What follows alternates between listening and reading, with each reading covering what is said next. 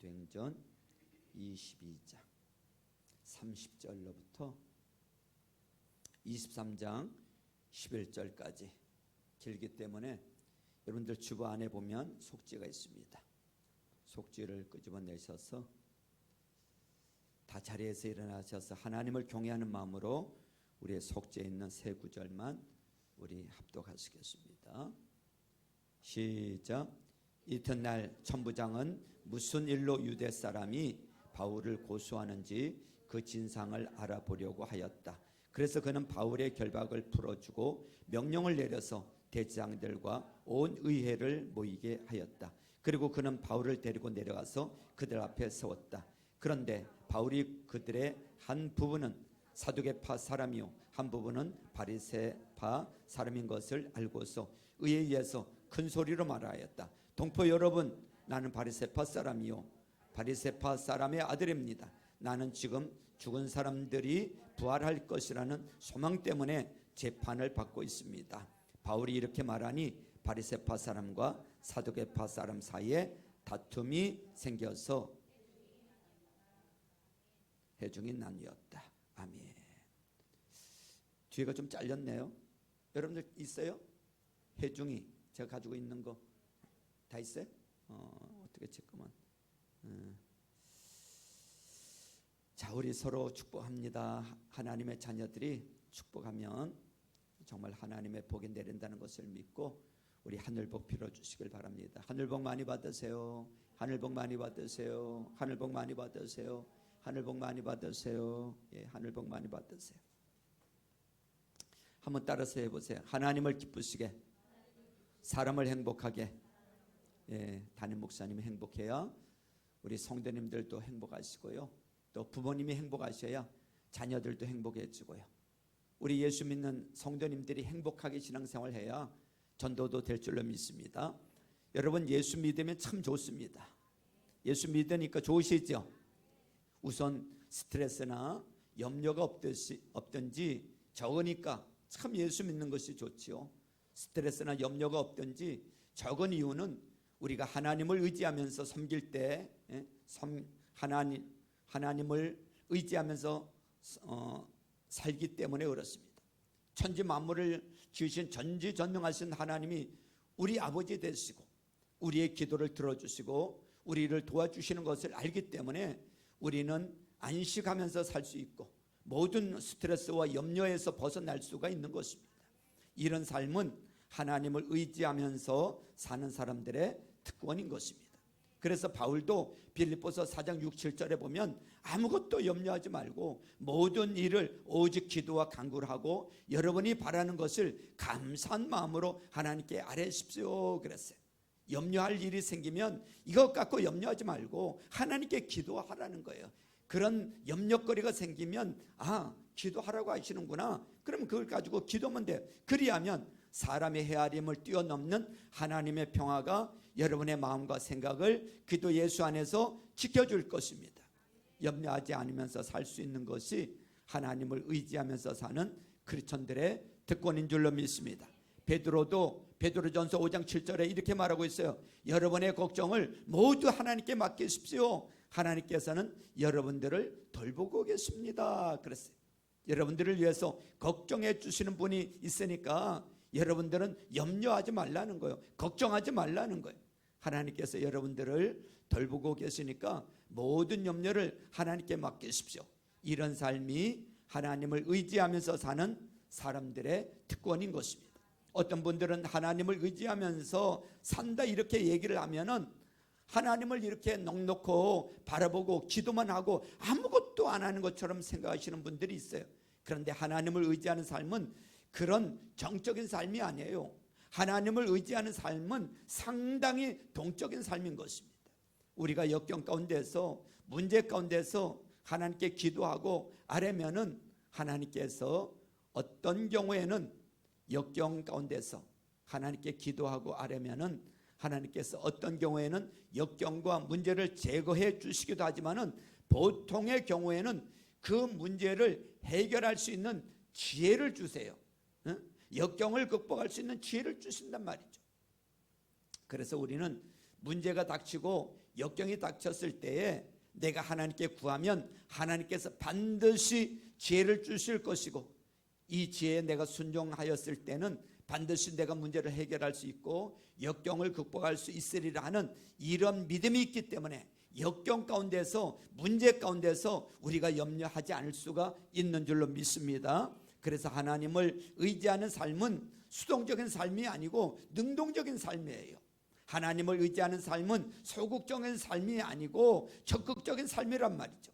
무엇이 하나님의 뜻인가를 발견하고 이것을 순종해 가면서 우리를 구원해 주시고 도와주시는 하나님의 문제 해결을 체험하고 역경을 극복하게 해 주시는 힘을 체험하는 거예요. 하나님을 의지하는 삶은 정적인 삶이 아니고 무슨 삶이라고요? 동적인 삶인 것입니다. 우리 오늘 본문을 보아서도 우리는 이거를 깨달을 수가 있는 거예요. 사도 바울이 지금 엄청난 위기를 당하고 있어요. 매를 맞아서 죽을 위기를 당하기도 했고, 그 다음에 정의를 기대할 수 없는 이 재판정에서 목숨을 잃을 위기를 당했어요. 이때마다 하나님께서 바울에게 지혜를 주셔서 이것을 잘 극복하는 것을 보게 됩니다. 이것이 끝난 다음에 예수님께서 바울에게 나타나셔서 이렇게 말씀하세요. 23장 11절 말씀을 보세요. 23장 11절 시작. 그날 밤에 주님께서 바울 곁에 서서 말씀하셨다. 용기를 내어라. 내가 예루살렘에서 나의 일을 증언한 것과 같이 로마에서도 증언하여야 한다. 위기를 넘겼지만 앞으로 어떻게 될까 하고 불안해하는 바울에게 오셔서 예수님께서 염려하지 말라. 지금까지 너를 지켜준 것도, 너에게 지혜를 준 것도 나고 내가 너를 보여주었으니까 앞으로 여기서 한 것과 똑같이 로마에 가서도 내가 나의 증인으로 노릇을 하게 해줄 테니까 염려하지 말아라. 용기를 내라. 이렇게 지금 말씀하고 계시는 것입니다. 바울이 이런 위기를 극복할 수 있었던 것은 하나님의 도움이었던 것입니다. 그러나 그 도움이 온 그 현장 자체를 보면은 하나님께서 지혜를 주셔서 바울이 지혜를 통하여서 위기를 극복한 것을 우리가 알 수가 있는 것입니다. 그래서 하나님을 의지하는 삶은 지혜를 추구하는 삶이에요. 하나님을 의지하는 삶은 지혜의 삶인 거예요. 그렇다면 지혜의 삶이란 것은 어떤 것이냐, 오늘 좀 살펴보도록 하겠습니다. 첫 번째로 지혜의 삶이란 뭐냐? 첫째는 하나님이 주신 것을 활용하는 삶이에요. 따라서 해보세요. 하나님이 주신 것을 활용하는 삶이다. 그렇습니다. 하나님께서 바울에게 주신 것이 있는데 그것이 바로 뭐였어요? 로마 시민권이었어요. 그래서 바울이 위기 가운데서 하나님이 주신 이 시민권을 활용해서 위기를 벗어나는 것을 보게 됩니다. 배경을 좀 말씀드리면 바울이 이방인들을 거룩한 성전으로 데리고 들어와서 성전을 더럽혔다는 이런 오해를 받아가지고 폭도들에게 맞아 죽게 되었단 말이죠. 이때 로마의 고급 장교인 천부장, 1000명을 다스린다고 해서 천부장이라고 하는데 이 사람이 와서 구출을 했어요. 그런데 바울은 자기를 죽이겠다고 몰려든 폭도들을 볼 때 복음을 들어야 될 사람으로 보여서 말하기를 시작합니다.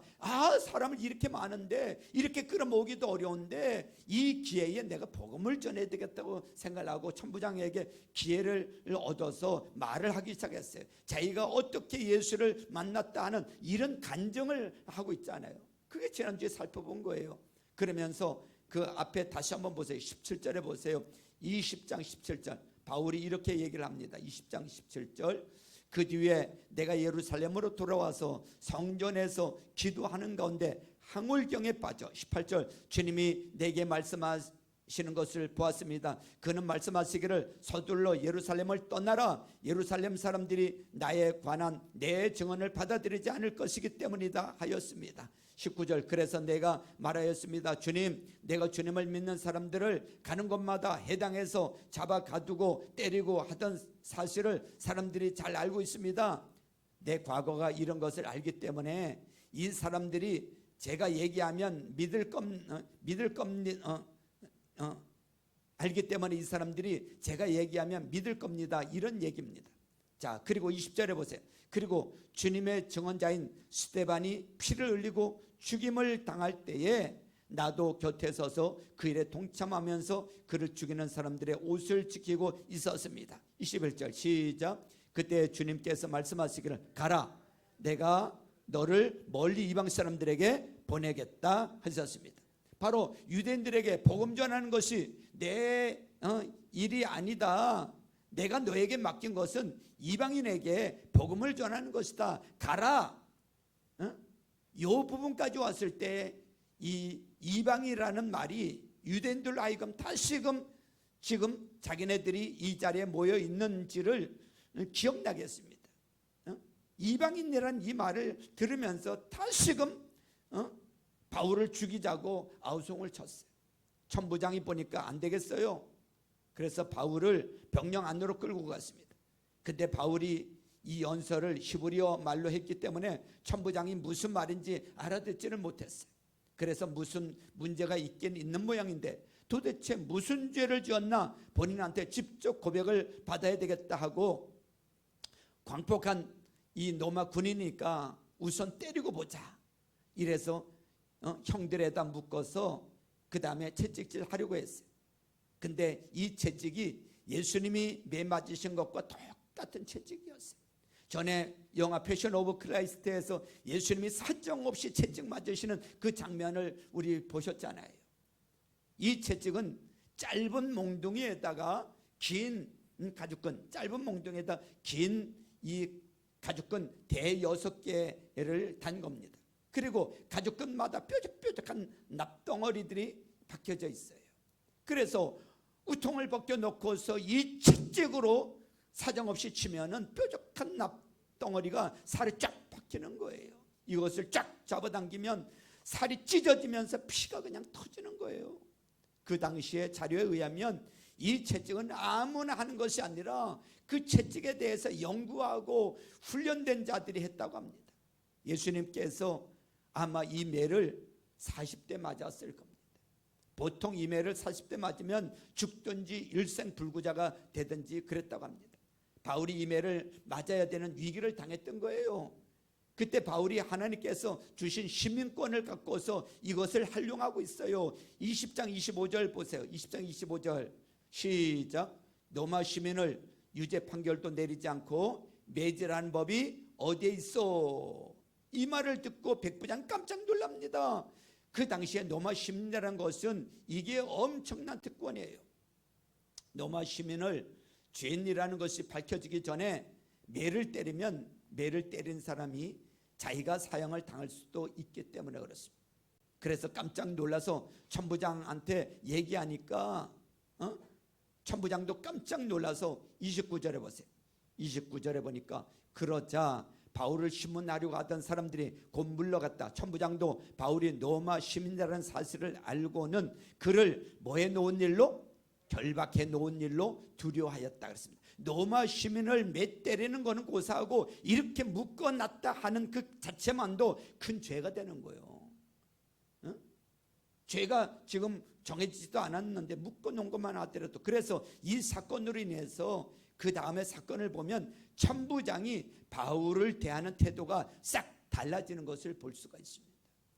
바울은 죄로웠어요. 그래서 위기를 당했을 때 하나님이 주신 시민권이라는 것을 딱 활용을 해서 위기를 벗어날 수가 있었던 것입니다.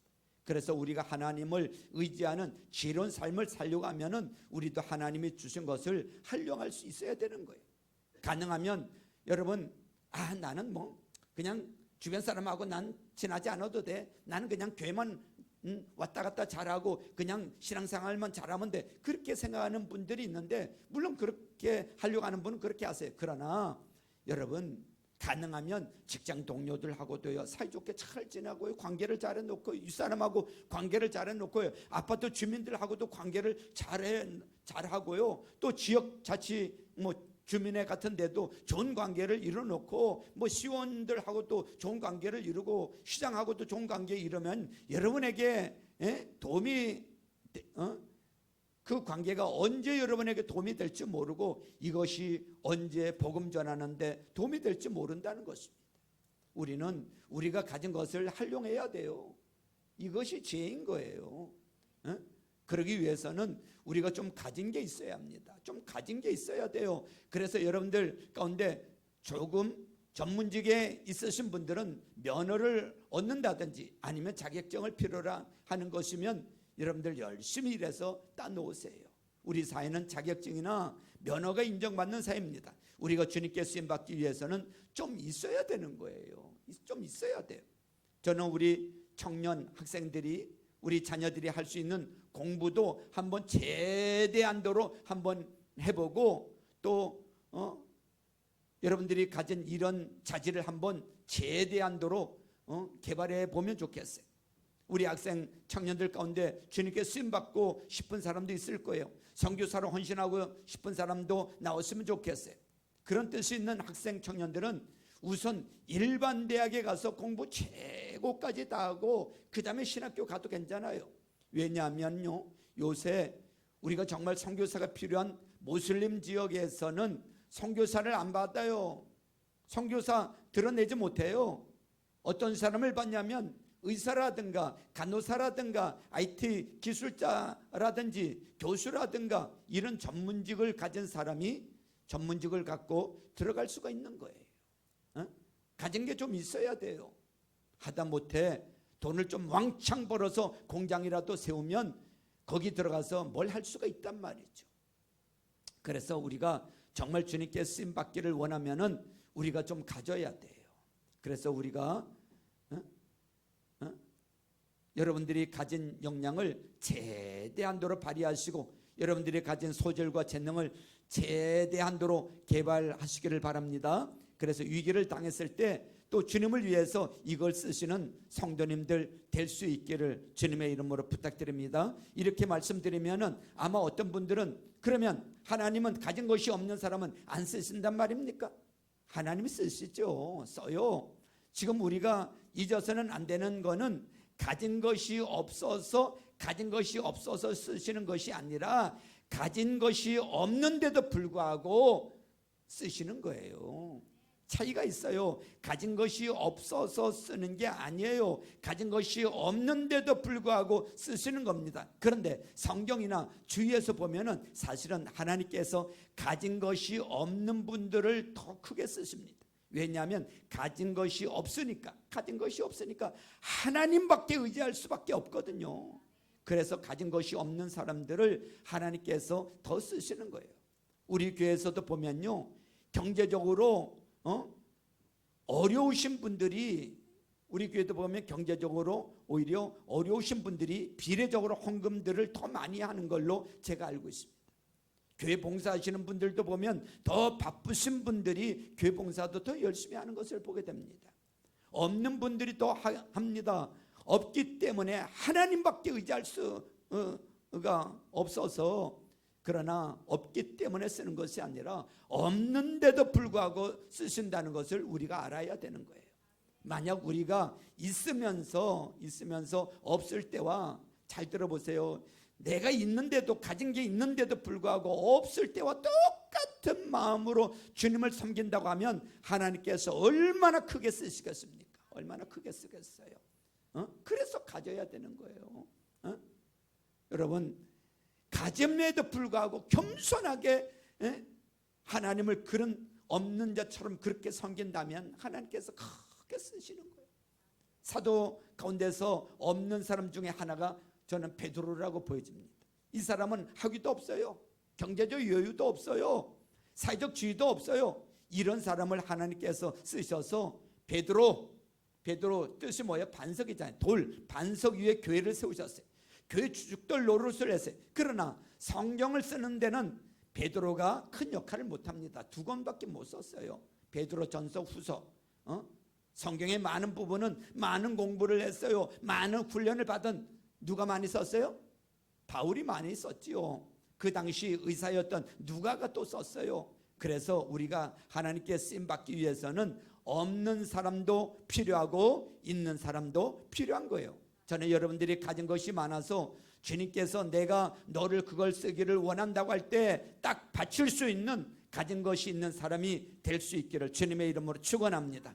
우리 교회 가운데 믿음이 있는 분들에게 많이 갖게 해달라고 기도를 저는 합니다. 그래서 우리 교회에서 돈 좀 와장창 버는 사람들이 왕창 좀 생겨서 복음 사역을 위해서 또 선교지의 사역을 위해서 한두 사람이 그냥 탁 여기 있습니다 목사님 하고 탁 내버리면 좋겠어요.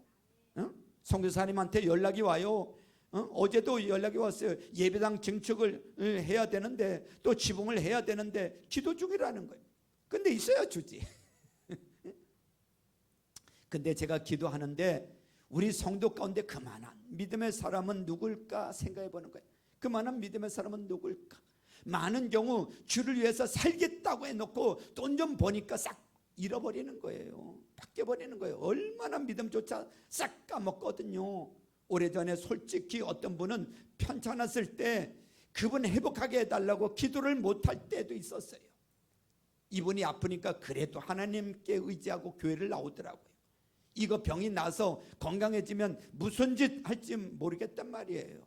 차라리 없고 주님 잘 섬기는 것이 낫지 갖고서 주님 잊어버리는 것보다 훨씬 낫다 이거예요. 아멘이죠? 그래서 어떤 사람들은 우리가 가진 것이 있을 때는 하나님께 의지하지 아니하고 가진 것을 의지할 수밖에 없는 우리의 죄된 본성을 알기 때문에 어떤 분들은 자기가 스스로 갖기를 거부하는 사람도 있어요.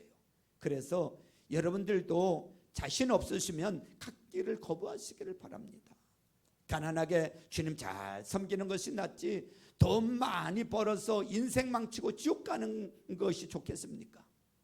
몸이 약해서라도 하나님께 매달리는 것이 낫지 건강해서 술 먹고 노름하고 바람 피고 자기 일에 일하느라고 하나님과 멀어지는 그 건강은 다 어디에다 씁니까? 그러나 제일 좋은 거는 따라서 해보세요. 갖고서 주님께 쓰이도록 맡기는 겁니다. 그렇습니다. 제일 좋은 거는 내가 가진 것이 있어가지고 제일 좋은 거는 갖고서 주님께 쓰이도록 맡기는 거. 저는 우리 교인들이 성숙해서 많은 것을 갖고 많은 것을 주님을 위해서 이웃을 위해서 또 선교를 위해서 쓸 수 있는 쓰임받는 사람들이 될 수 있기를 주님의 이름으로 축원합니다. 그럼 어떻게 하면 됐느냐? 두 가지만 조심하면 돼요. 내가 갖고자 하는 과정 가운데서 주님을 섬기시기를 바랍니다. 갖고자 하는 과정 가운데서 주님을 섬기시길 바랍니다. 어떤 분들은 그래요. 내가 사업을 크게 해서 한번 주님의 일 크게 한번 해보려고 그럽니다. 그런 생각이 좀 있으면은 지금 사업이 작을 때부터 지금 어려울 때부터 경제적으로 어려울 때 지금 11조 하시고 남들보다 헌금 많이 해보세요. 그래야지 나중에 돈 생기면 돈 많이 벌으면 그 다음에 뭘 하지? 여러분 나중에 돈이 생긴 다음에 뭘 하지? 나중에 돈 많이 벌어서 주님의 일 하겠다. 아이고 새까만 거짓말입니다. 새까만 거짓말. 안 되게 돼 있어요. 지금부터 하시길 바랍니다. 그만하게 복을 받고 쓰임 받기를 원하면 또 가진 거로 인하여서 정말 가진 거 우상이 되지 않기 위해서는 여러분 두 번째로 내가 가지려고 애를 쓰되 하나님께서 버리라고 그러면 언제든지 버릴 준비만 하고 있으면 되는 거예요. 내가 주를 위해서 크게 쓰임받기 위해서 내가 높은 학위를 위해서 공부하지만 하나님께서 언제든지 그만두라고 내려놓으라고 그러면 둘 수 있는 사람. 내가 주를 위해서 열심히 벌어서 돈을 모았는데 하나님께서 너 이거 내가 쓰겠다고 하면 아낌없이 바칠 수 있는 사람. 이런 마음만 돼 있으면 그 다음에 가진 것이 있는 사람이 되어봅시다. 우선 성도님들은 그래서 믿음 잘 키우고 하나님께 크게 쓰임받아서 하나님이 주신 가진 거 잘 활용을 해서 여러분들의 위기를 벗어날 뿐만 아니라 하나님께 크게 쓰임받는 가진 성도님들 되시기를 주님의 이름으로 축원합니다. 이것이 하나님을 의지하는 지혜로운 삶인 것입니다. 하나님이 주신 것을 활용하는 거예요. 두 번째, 지혜로운 삶이라는 것은 상황을 판단하고 대처하는 삶이에요. 따라서 해보세요. 상황을 판단하고 대처하는 삶. 여러분, 우리가 하나님께 의지한다 이러면은 현실이나 상황을 보지 않고 눈을 감는 걸 얘기하지 않아요. 하나님을 의지하는 삶이라고. 그래서 주의 일을 하나도 못 보고 그냥 하늘만 바라보고 있는 그런 삶이 아니에요. 하나님을 의지하는 삶은 상황을 그대로 보고 판단하고 대처하는 삶인 것입니다. 바울도 지혜로운 삶을 살았는데 바울도 이와 같이 상황을 판단하고 대처하는 것을 발견합니다. 천부장이 바울을 매를 때려서 도대체 무슨 죄를 지었는지 발견하려고 했는데 노마 시민이라는 것 때문에 못하게 되니까 당을 해요. 그 다음에 한 가지, 잘은 모르지만 종교적인 문제인 것 같다, 이런 감을 잡았던 것으로 보입니다. 그래서 유대 지도자로 구성된 의회를 소집해서 그 다음에 바울의 죄가 무엇인지 한번 밝혀달라고 부탁을 했어요. 그래서 바울이 의회 앞에 섰어요. 그게 23장 1절로부터 10절까지의 내용이에요. 1절에 보세요. 바울이 의회원들을 주목하고 말하였다. 동포 여러분, 나는 이날까지 하나님 앞에서 오로지 바른 양심을 가지고 살아왔습니다. 이 말이 대지상에게는 대단히 역겨웠던 것으로 보여져요. 그래서 2절에 보면 이 말을 듣고 대지상이 아나니아가 곁에 서 있는 사람들에게 바울의 입을 치라고 명령했어요. 그냥 난데없이 옆에서 입을 탁 쳐버리니까 이가 부러졌던지 아니면 입술이 터졌는지 모르지만 얼마나 화가 났겠어요. 그래서 바울이 성격이 못된 사람이에요. 급한 사람이에요, 워낙에. 그래서 이제 옛성범이 팍 하고, 그 순간에 옛성범이 팍 하고 올라왔어요. 그러니까 3절에 보세요. 3절에 쏟아내자. 3절. 그러자 바울이 그에게 말했대. 해칠한 벽이요, 하나님께서 당신을 치실 것이요, 당신이 율법대로 나를 재판한다고 거기에 앉아 있으면서 도리어 율법을 거슬러서 나를 치라고 명령하시오. 그러니까 이 과격한 말을 하니까 그 옆에 있던 사람들이 좀 어안이 벙벙해서 4절에 보면 곁에 서 있는 사람들이 말하였다. 그대가 하나님의 대지상을 모욕하오? 응? 얼른, 아이고, 자기가 그 말을 듣고 이 바울이 얼른 아이고 자기가 혈기를 부렸구나 하는 것을 깨닫고, 바울이 5절에 보면 바울이 말하였다. 동포 여러분, 나는 그가 대지상인 줄 몰랐어. 성경에 기록하기를 나의 백성의 지도자를 욕하지 말라고 하였어. 바울이 당해서 한 말이기도 하고 또 몰랐다는 말이 전혀 틀린 말은 아닐 겁니다. 왜냐하면 바울이 예루살렘에 한 20년 만에 돌아왔어요. 중간에 방문은 했지만 이렇게 지도자급을 만난 것은 지금 대제사장 아나니아라고 했는데 그냥 역사에 보면 서기 63년에 대제사장이 됐다고 기록이 되어 있습니다. 근데 이 사람은 돈도 많고 그냥 자기 권력 유지를 위해서 아주 폭력을 쓰는 것을 아주 스스럼 없이 했던 사람으로 기록이 되어 있어. 이 사람은 지금으로 치면 마피아 두목 같은 사람이에요. 조폭 두목 같은 사람. 그래서 이렇게 치라 이러는 것이, 때려라 이러는 것이 아주 그 사람의 성격을 잘 나타내고 있습니다. 근데 바울이 여기서 딱 상황이 판단이 된 거예요. 여기서 이 정당한 재판은 도대체 기대할 수가 없는 겁니다. 위기상황이에요. 왜냐하면 만일 회의에서 이렇게 해서 바울의 문제가 종교적인 문제로 결정이 나면 천부장이 손을 씻을 겁니다. 나와 상관없는 일에도 손을 씻을 거예요. 천부장이 손을 씻으면은 바울은 개죽음을 당하는 거예요. 개죽음, 예수님처럼. 위기예요. 그래서 바울이 딱 상황을 판단하고 이렇게 대처를 해요. 6절에 보세요. 6절. 그런데 바울이 그들의 한 부분은 누구라고요? 사두개파 사람이요, 한 부분은 누구요? 바리새파 사람인 것을 알고서 의회에서 큰 소리로 말하였다. 동포 여러분, 나는 바리새파 사람이요, 바리새파 사람의 아들입니다. 나는 지금 죽은 사람들이 부활할 것이라는 소망 때문에 재판을 받고 있어. 그랬어요. 바리새파 사람들하고 사두개파 사람들이 차이가 많지만 아주 신앙적으로 큰 차이가 있어요.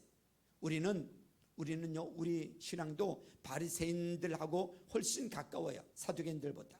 신앙적으로는 바리새인들은요 신앙적으로 바리새인들은 부활도 믿고 영도 믿고 천사도 믿어. 우리도 그래 안 그래요? 그렇잖아요. 사두개인들은 부활이니 영이니 천사니 이런 거 하나도 안 믿어. 우리도 가끔 가다 보면은 진보적인 신앙을 가졌다는 분들 가운데서 그런 사람들 있잖아요. 그걸 인정하지 않는 사람들이 있어요. 이런 사람들 조상이에요. 조상. 이게 뭐 새로운 거 아니에요. 그러니까 바울이 딱 이걸 상판단을 하고 있어요. 나는 이 부활신앙 때문에 지금 재판을 받는 거다 이러니까 바리새파 사람들의 머리가 어떻게 돌아갔냐면, 그렇게 부활을 믿는 온전한 건전한 신앙생활을 가진 사람이라 그러면 크게 잘못될 게 없다 저 사람.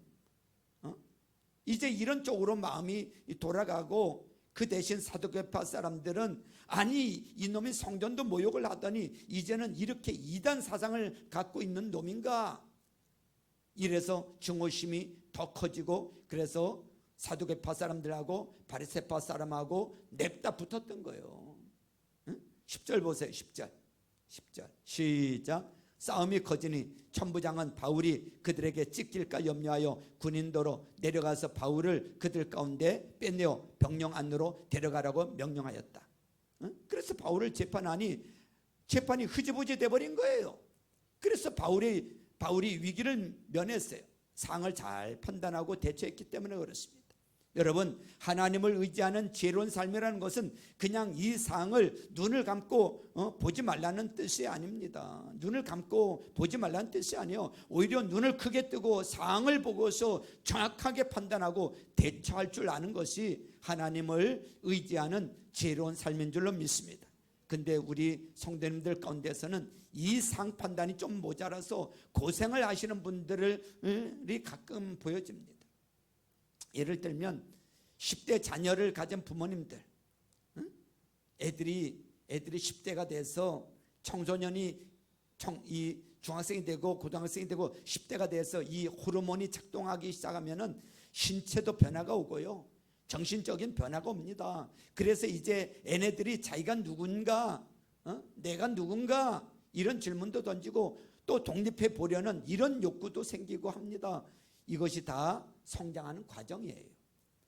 그런 가정 가운데서 부모님의 그 가치관에 대해서 회의도 품어보고, 어떤 때는 부모님의 명령에 불순종하는 것처럼 보이는 이런 행동도 나올 때가 있습니다.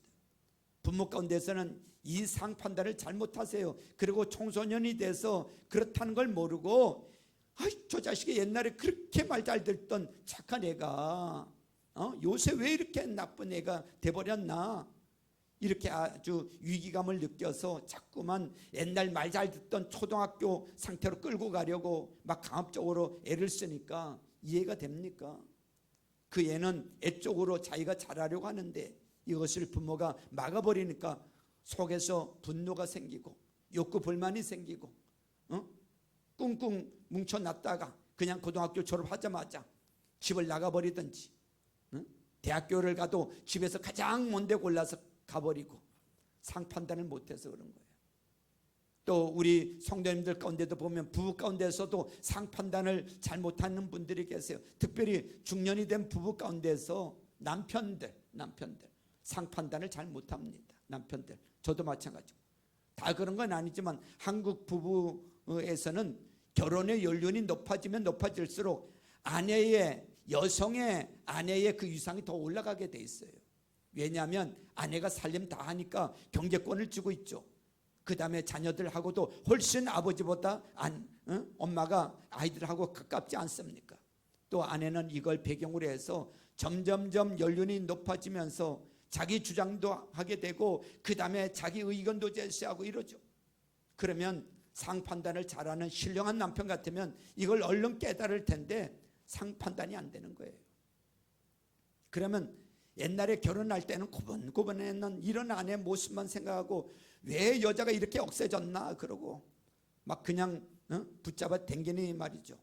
그래서 가정이 깨지기도 하고 애들 대학교 보내고 나서 그냥 부인이 이혼하자고 이러는 거 아닙니까? 또 거기까지는 안 가도 그냥 애들하고 어머니가 한 팀이 돼서 그 남자는 큰 소리만 뻥뻥 치는데 헛개비예요. 집안에 무슨 일이 있는지도 몰라요. 상판단을 못해요. 하나님을 의지하는 이런 지혜로운 삶의 상판단을 하는 사람입니다. 현실에 대해서 눈을 딱 뜨고 판단을 해야 돼요.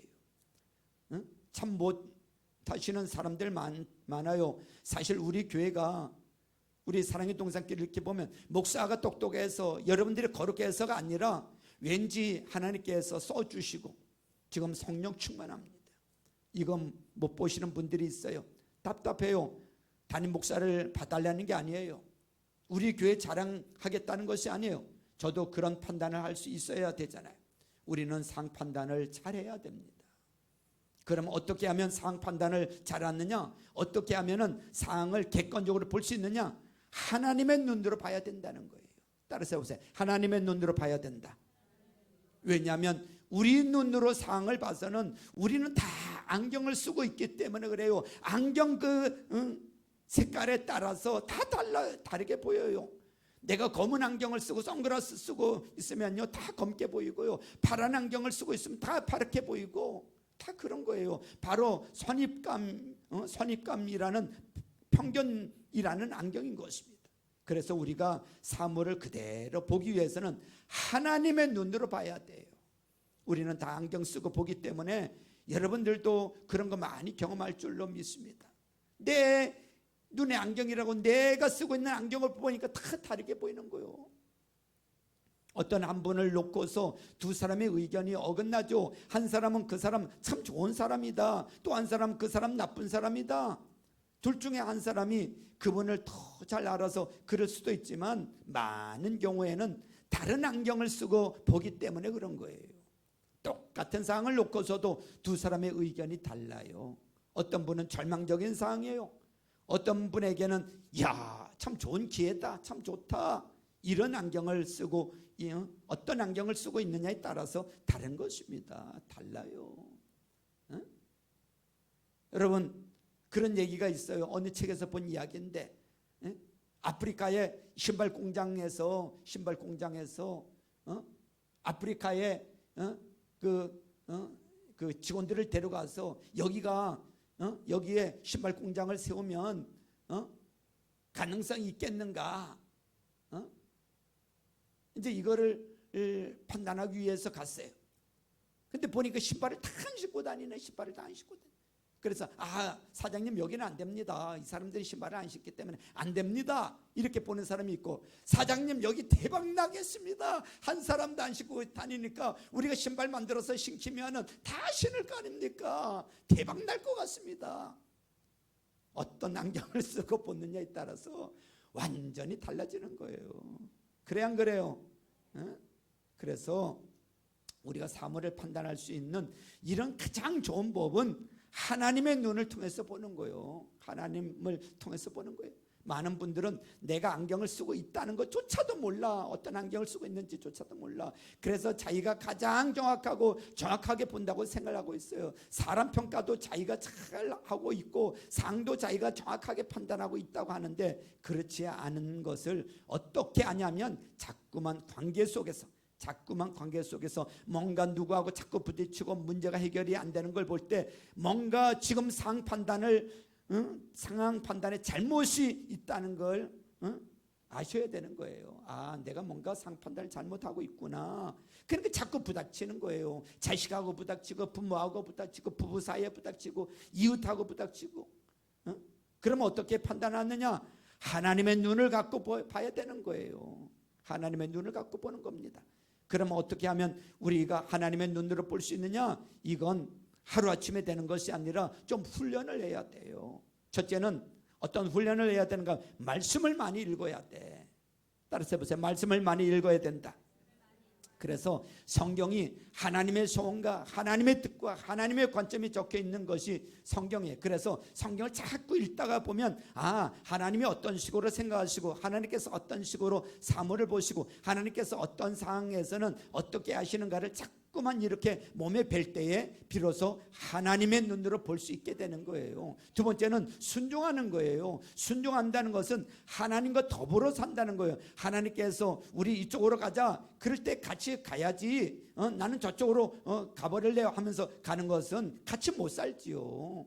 순종, 하나님께서 이쪽으로 가자 하면 네 하고 함께 가는 겁니다. 그래서 순종을 통해서 우리는 하나님과 더불어 같이 사는 거예요. 같이 살면서 하나님의 관점을 배우는 거예요. 아멘.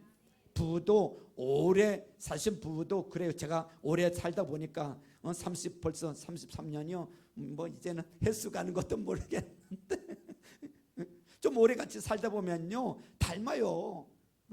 모습도 닮고 식성도 비슷해지고 말버릇도 비슷해지고 관점도 비슷해지고요. 좋아하는 사람 싫어하는 사람도 비슷해지고 그래서 우리가 하나님의 관점을 배우기 위해서는 그분하고 생활을 해야 돼요.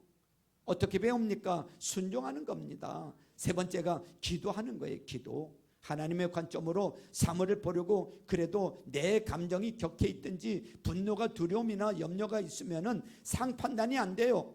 우리가 이렇게 위기감을 느끼거나 격렬한 이런 마음을 갖고 있으면은 보통은 내가 보통 가지고 있는 흔히 쓰는 그 안경으로 보게 돼 있어요. 우리가 당하거나 위기감을 느끼면 꼭 다 잃어버리고 평소에 내가 쓴 안경을 딱 보게 돼 있어요. 그래서 하나님의 눈으로 상황을 보기 위해서는 이 마음속에 있는 격정을 잠재워야 돼. 마음속에 있는 두려움을 쫓아내고 마음속에 있는 염려를 물리치고 그럴 때 하나님의 눈으로 보게 되는 거예요. 그러기 위해서는 시간이 필요해요. 그래서 삶 공부할 때도 말씀드렸습니다만 우리가 하나님의 음성을 듣고 하나님께 순종하는 삶을 살기 위해서는 하루에 적어도 20분 이상 기도하는 시간이 있어야 되는 거예요. 그것을 좀 정리하고 성령님의 음성을 듣기 위해서 하나님의 눈으로 보기 위해서 적어도 20분 기도하는 시간이 있어야 돼요. 저는 그렇게 느껴요.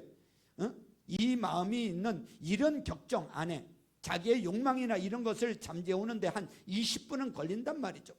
그때 한 20분은 걸려.